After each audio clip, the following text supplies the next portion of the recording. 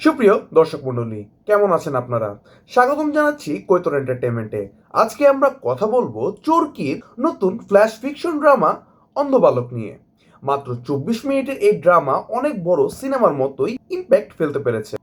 ধরুন, একটি প্রজাপতি 1 সেকেন্ড আগে তার ডানা ঝাপটালো, সেই ছোট্ট পরিবর্তনটাই হয়তো কয়েক হাজার মাইল দূরে গিয়ে একটি টর্নেডো তৈরি করে ফেলতে পারে। মানে ছোট্ট কিছু একটা বদলে গেলে পুরো চেইন রিয়াকশন শুরু হয়।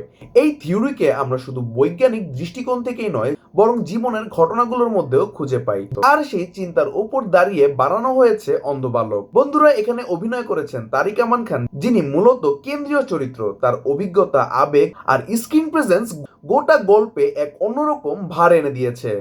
সাথে আরও আছেন তৌসিফ মাহমুদ, যিনি তরুণ প্রজন্মের এক পরিচিত মুখ।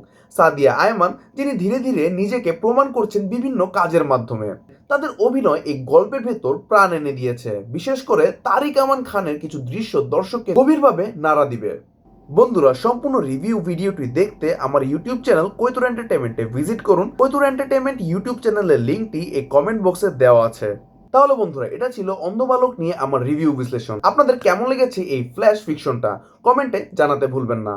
আর হ্যাঁ, কৈতর এন্টারটেনমেন্টের নতুন হলে অবশ্যই সাবস্ক্রাইব করে পাশে থাকবেন, কারণ আমরা নিয়মিত নিয়ে আসছি সিনেমা, ওয়েব সিরিজ আর বিনোদন জগতের এক্সক্লুসিভ আপডেট, রিভিউ আর বিশ্লেষণ। তো বন্ধুরা, আজ এতটুকুই। দেখা হচ্ছে পরবর্তী নতুন কোনো ভিডিওতে। Till then, good bye, tata.